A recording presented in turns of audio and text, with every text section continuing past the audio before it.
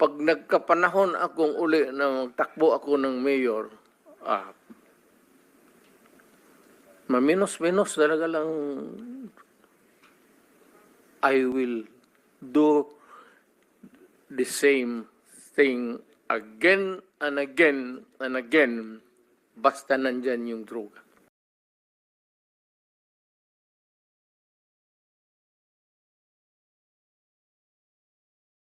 Express my apologies, especially to Senator Ontiveros kasi sensitive sa mga ganitong yung karakter ko ho, gano'n talaga. Baski saan mo ako ilagay gano'n ka, even in front of anybody. Gano'n talaga ako. Bastos ako. Walang hiya ako kasi galing ako sa baba. Salamat Class kaayo, three, Mr. ako. Chair. Hindi ako sensitive. Ayaw ko lang talaga ng bastos. Ayaw ko ng walang hiya. Lalo na pag pinag-uusapan natin Kaya, ng ma'am, seryosong bagay ng war on drugs saka Kaya extrajudicial killings. ako bastos, ma'am. Salamat kaayo, Wala ang Mr. hiya Chair. talaga ako. Yan ang totoo. Tigilin na po natin yung pagsisira at paninira sa mga Hindi ba institusyon. paninira, ma'am? Because we need- Sinasabi ko, para sabihin kulang. pero may nasabi Hindi rin nila kasalanan. may Ang nasabi ideya rin talaga hindi kulang inutil. ng tao, Pero- kulang ng organization. Pero I heard the term, Mr. Chair, You have halos to have, inutil. Mr. President, tao, pati pondo ng pera. There are ways na i-strengthen ang PIDEA na hindi natin Hindi sinasabing mo dala sa halos istorya yan dito. inutil. Actually, okay. No. Excuse me, Mr. Chair. sige. Miyembro po ako ng committee ito, ng subcommittee at ng Senado. So, I am just making an interjection. Pag nagkapanahon akong uli na magtakbo ako ng mayor, maminos-minos talaga lang I will do the same thing again and again and again basta nandyan yung droga. Mr. Chair. Yes, ma'am. Mr. Chair, I believe we've given the proper leeway and respect to the former president. Hindi po ito midnight COVID briefing, and I hope we can stay on track. Hindi po natin pinag-uusapan kung mali ang droga. Pinag-uusapan po natin kung yung polisiya, naging polisiya nyo. Mr. tungkol Chair, doon. if I may. Salamat Sige, tayo, Mr. Chair. it's actually the turn of Senator Bato, and let's give him 10 minutes of uninterrupted time to ask questions. Sige, sandali mo naman. Before my time starts, Mr. President, Mr. Chairman. May I just be clear on this? Yung ano yung lumalabas sa karakter ko, yung policy ko, yun na yung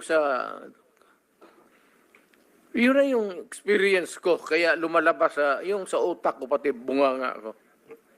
Yun na yung galit ko. Galit talaga ako sa droga, sasabihin ko sa inyo. Mainit ako. Thank you. Thank you, Mr. President. Lahat tayo, we are all the product of our own experiences. Tama. Sige, Senator Bato, you have the floor. Yeah, thank you, Mr. Chair. I just would like to remind our colleagues, Mr. Chair, if I may, that we invited the former president to listen to him. Sana kung magsalita siya, bigyan na naman natin ng time dahil pumunta siya dito eh. Si Senator De Lima kanina, haba-haba ng sinasabi. I never interrupted her. Kahit anong sinasabi ng mahaba. But, itong ating nag-raise pa nga ng hand yan kasi gusto niya magsalita. Sana, hintayin natin matapos. Huwag natin i-interrupt, Mr. Chair. Yun lang po. Nagpapalabas na ako ng aking observation. Salamat sa Senator, pero yun, nasabi ko na rin, nalabas ko na yung galit ko. It's really a rage dito sa... anak lang rin ako ng mahirap. Kaput. Dumating kami ng Davao na we have to hack. Puro kahoy pa yan. We have to clear the forest para makapusto kami. Kaya, dumaan ako dyan sa yung bulibad na yan. You will be familiar because you're from Mindanao. Diyan kami nakatira sa Nagkarinderya ang nanay ko noon nung dumating kami sa... Kaya nakita ko yung hirap ng... Lalo na sabi ko yung nanay na lumabas, nagtrabaho, padala ng pera, tapos yung pera niya nandoon sa droga. Thank you, sir. I'm sorry, but tapos na ako. Nailabas ko na. Sige. Salamat. Hindi na ako mag-ano. Thank you. Ito for the information, si Colonel Grijaldo. Ayan. Ngayon, ang Davao, ngayon, taga-Davao ko man. Taga-Davao kayo lahat. Kayo mga general, dumaan doon. O ano, good time na. Peaceful na. Walang gulo. Walang pickpocket. Pero, wala, hanggang dyan lang. Kalimutan na ng tao yan because sa bagay naman trabaho mo yan eh. Tama naman sabihin ng tao na, bakit kami may utang na loob sa iyo? Bayad ka. Trabaho mo yan. Tama yan. In theory, tama yan. Tama sila. Kayong mga pulis. Ikaw. Pati ako. Pero, yung dapat lang malaman na yung pagiging mayor ko, pagiging talagang presidente, dinibdib ko yan. Wala akong agenda. Wala akong dinagdag na baski isang poste sa bahay ko. Wala akong bagong kotse. Hindi ako nakatikim ng Mercedes-Benz. Dinibdib ko talaga ang trabaho ko para sa bayan ko. Ayaw ko maging hero. Kasi pero kayong lahat ng mga chief of police dumaan sa Davao.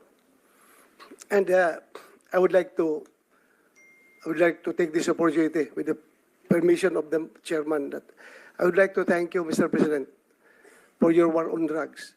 If there was no war on drugs, there is no Senator Bato. Maraming salamat po doon sa opportunity na binigyan mo sa akin na maging chief PNP at ako'y naging senador ngayon dahil doon sa war on drugs. Maraming salamat. At ako kung nakikinig yung PNP pati yung patuloy ninyo yan at magtrabaho kayo ng husto kasi ang droga talagang talamak. Kawawa ang Pilipino anong tawag dyan sa Tagalog, patapol-tapol, patamad-tamaran kayo niya. Trabaho kayo ng gusto, alam ninyo na ang droga talamak. Kaya kayong mga presinto, yung area of jurisdiction mo, pag mandyan pa yung droga, umalis ka. Kung chief of police ka ng syudad, pag may droga at hindi mo kayang pumatay, takot kang mamatay, putang ina, umalis ka dyan sa trabaho mo. Sorry for the... Thank you, Mr. President. I think, Mr. Chairman, medyo mahaba na yung time ng ating... Yes, alam ko. Gusto na siyang magpahinga. Thank you. If the President can still stay a little longer, okay lang, sir? For a couple more minutes? I am at your disposal, Sige po, sir. okay, sige. Ako magsabi ninyo hanggang bukas tayo dito. Okay lang. Wala akong magawa.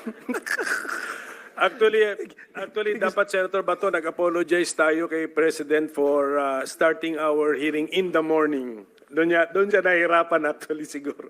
In the same manner that I would like to express my apologies, especially to Senator Ontiveros, kasi sensitive sa mga ganitong, yung karakter ko ho, gano'n talaga. Baski saan mo ako ilagay, gano'n ka, even in front of anybody. Gano'n talaga ako. Bastos ako. Walang hiya ako, kasi galing ako sa baba. Salamat Class kayo, three, Mr. Chair. Hindi ako sensitive. Ayaw ko lang talaga ng bastos. Ayaw ko ng walang hiya. Lalo na pag pinag-uusapan natin Kaya, ng ma'am, seryosong bagay ng war on drugs saka Kaya extrajudicial killings. ako bastos, ma'am. Salamat kayo, Wala ang Mr. hiya Chair. talaga ako. Yan ang totoo. Siguro, hindi ako dadating itong pagka-presidente kung hindi ako bastos at hindi ako walang hiya.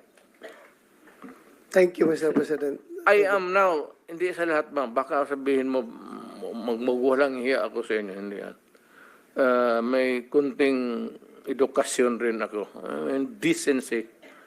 Yung demeanor ko, yung pinapakita ko sa inyo, yung galit ko, yung rage ko, sa kriminal yan. Dahil nga, naging prosecutor ako, matagal masyado. Ako muna. Professor ako ng Professor ng... Police Academy. Thank you, Mr. President. Sir, Mr. President, sige. Senator, may I be allowed additional moments? Alam mo itong war of the... Itong PDEA, hindi naman sabihin inutil. Pero kung yung PDEA,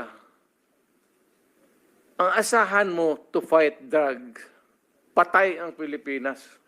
Take it from me. Galing ako sa taas presidency. Galing ako mayor, congressman. Hindi kaya ng PDEA. Hindi nga niya alam sino yung mga, diyan sa palibot dito sa batasan, sino yung mga drugista diyan sa Police talaga yan. Police. Ang sekreto niyan is mayor, pati police at barangay captains. Yun lang yun. Yun ang kailangan mo. Huwag na yan generals. Police, kapitan, police, barangay. Yan. Well, generals, malayo masyado yan. Anak ng puta. Sorry. Wala yan. You cannot solve the problem. Nandito na lang rin tayo pag-usapan natin what's the best approach to. The best approach really is dito sa baba. Barangay captain, tapos yung mga mayors, dapat nilang pukpukin talaga. Pag ang isang mayor, pag sinabi niya na walang droga dito sa syudad ko, hindi naman ako nagyayabang. Pupunta naman kayo ng Davao kung gusto ninyo. Meron kayo. Pero pag sinabi ko, dito sa Davao, walang droga, wala talagang droga. Mr. Ilang police chief dyan. Ayan, si Gamboa, Danao, pati ito, dumaan si Koy. Pag sinabi ko sa kanila, walang droga, kayo ang... Sabi ko, ipapakaw ko talaga sila sa cross. Nagpagawa ako ng cross dyan nilagay ko sa barak sa likod. Ipapako ko yung police director dyan na pagka may... Trabaho ninyo yan eh. Yes, sir. Thank you, Mr. Chair. Yes, Senator Bato, you have the floor again. Sige. One interjection Pwede bang lang, if I may, papahingahin Mr. mo Chair. natin si President Duterte and I will proceed to Senator Bato. Colonel Hector Grijaldo. With your permission, pero kung ayaw mo, okay lang. Ano yun, yung- Senator Risa wants to interject. Okay lang, with your permission. Pwedeng hindi.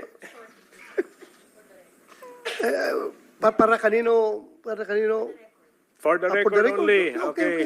With the permission, Senator Bato, go ahead. Dagan salamat, Mr. Chair ug Senator De La Rosa. For the record lang, in fairness sa PIDEA, Philippine Drug Enforcement Agency is the lead anti-drug law enforcement agency responsible for preventing, investigating, and combating any dangerous drugs, controlled precursors, and essential chemicals within the Philippines. So, tigilin na po natin yung pagsisira at paninira sa mga Hindi ba institusyon. paninira, ma'am? Because we need- Sinasabi ko, para sabihin kulang.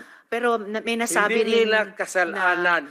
may Ang nasabi PIDEA rin talaga hindi kulang inutil. ng tao, Pero- kulang ng Pero organization. I Yes, heard yes. the term, Mr. Chair, You have halos to have inutil. Mr. President, tao, pati pondo ng pera. There are ways na i-strengthen ang PIDEA na hindi natin Hindi sinasabing mo dala sa halos istorya yan dito. inutil. Actually, okay. No. Excuse me, Mr. Chair. Sige. Miyembro po ako ng committee ito, ng subcommittee at ng Senado. So, I am just making an interjection Yes, in fairness sa PIDEA na isa sa mga importanteng institusyon ng law enforcement natin, particularly in suppressing the supply of drugs. For the record lang, Mr. Chair. Daghang ako- salamat, Mr. Chair, o Senator De Sige, La what's Rosa. the opinion of the Ako President naging is... mayor, congressman, naging presidente, ang sinasabi ko dito, wala akong tinatamaan. I'm just expressing, I said, my experience. Na kung ano talaga ang kulay ng droga dito sa Pilipinas.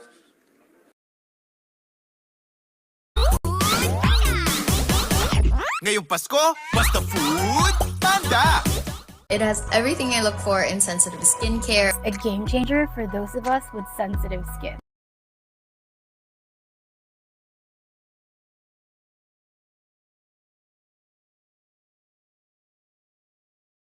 Can the chair talk to the senator? Can the resource person not point his finger at a member of the committee? Mr. President, wala ka na ba sa mood to answer questions? We can excuse you. Kung sabihin ko, I will take full responsibility, magdating tayo sa korte, hindi naman tatanggapin yan. Well, Mr. Chair, and if the resource person could keep his volume and pitch to a normal trying level. to pin me down on Mr. Chair, you are pinned down by your own statements you of cannot. October. You have to pin me Mr. down Chair. low. I'm not trying to pin you lawfully. down The on exchanges air. are no longer productive. Mr. The hearing Chair. is Do not pin me suspended. down on semantics. Sabi nyo rin po kanina, you take full legal responsibility for the consequences of the drug war. Yes. Kanina rin, Yes. kanina rin sabi nyo maraming mali. No? So, halimbawa, si Kian De Los Santos, menor de edad, hindi armado, nagmamakaawa, pero pinatay ng mga pulis sa drug war. Oh. Do you take responsibility for the death of Kian De Los Santos? The Criminal Act, hindi naman siguro. The death. You take that- responsibility for his death. Walang maniwala na abogado sa akin yan. That Hindi would po, be sir. a long shot. Hindi po abogado. Nandito pa lang tayo I sa was Senado, hindi sa referring Korte. to the policy na ginawa ko para sa mga pulis. Yes, sir. Sabi At ko, nagbunga for that, yung I polisiya. take full responsibility Yes, for and that. what about yung bunga ng polisiya na libo-libong namatay kasama si Kian De Los Santos? Do you also take full responsibility for that? Because in October 2020, na-quote po kayo na sinabi nyo, if there's killing there, I'm saying I'm the one. You can hold me responsible for anything, any death that has occurred in the execution of the drug war. Noong October ulit, October 21, nung 2021 naman, in a Reuters interview, kinwote kayo na sinabing, if there is any person who is going to prison, it would be me. I assume full responsibility. So, do you assume responsibility for the death of Kian De Los Santos, Mr. No. Chair? No. How about Ala- si Carl Anthony Alam mo, ma'am, Nunez? before you rumble on those many things, No, I'm not rambling, Mr. Chair. Very specific yung mga tanong ko. the specific ang law, guilt is personal. Tanong ka muna ng abogado. Okay lang po. Kayang-kaya kong magtanong sa abogado. Sige, tanong ka itanong muna ko ngayon po. before we proceed. No. Hindi tayo I magkakaintindihan have prepared dito. these questions with my Guilt legislative is staff. personal. Yes, it's very personal. Hindi So, mo pwedeng ipasa sa iba yan. no, hindi po ito pagpasa. Ah, Iniimbestiga kaya nga. po ng Blue Ribbon yung war on drugs at yung naging bunga na extrajudicial killings dyan. And I am basing my question dun sa mga sinabi ninyo repeatedly, parang tuwing Oktubre nga sinasabi nyo, na you will take responsibility. Correct. So now let me ask you about Carl Anthony Nunez, 20 years old. Walang nahanap na droga o baril sa katawan niya. Sabi nga ng investigador, mistaken identity. Do you take responsibility for his death? You know, Ma'am, can I ask for a recess of just a It's few all right, minutes? Mr. Chair. Yes. Hearing is suspended. Mr. Chair, ang tanong ko po ay, if you take responsibility, as you said in October 2020, as you said in October 2021 about assuming responsibility for the war on drugs, do you take responsibility for the death of Carl Anthony Nunez, Mr. Chair? Alam mo, yung policy, ma'am, hindi mo nakuha yung yung policy ng presidente. Nakuha ko po, policy I maker was din po talking ako. about the policy. I take full responsibility yung sinabi ko na war on drugs. You said, Pero sir, kung you can hold me responsible for any death. specific crime, Yes, sir. You spoke hindi about pwede yan. you spoke about At specific saka, crimes. kung sabihin ko, I will take full responsibility, magdating tayo sa korte, hindi naman tatanggapin yan. Well, Mr. Chair, and if the resource person could keep his volume and pitch to a normal trying level. to pin me down on Mr. Chair, you are pinned down by your own statements you of cannot. October. You have to pin no, me Mr. down Chair. low. I'm not trying to pin you lawfully. down The on exchanges air. are no longer productive. Mr. The hearing Chair. is Do not pin me suspended. down on semantics. Okay. You have to pin me down low. I'm not trying to pin you down This is no longer productive. So you have to pin me down on semantics.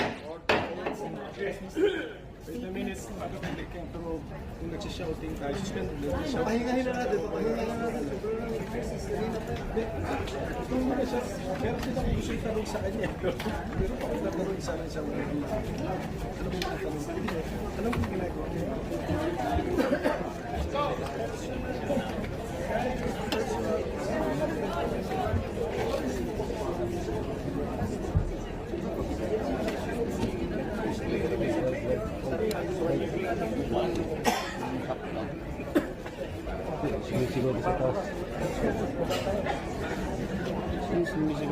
Tapos bantayan ako sa ayaw yung mga ano.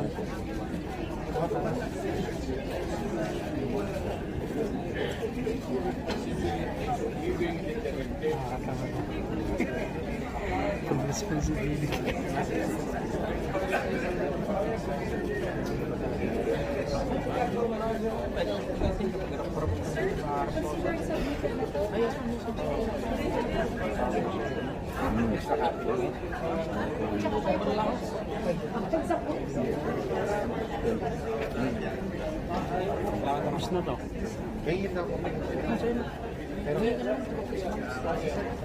Tama natin sa Dilima. Ayun o.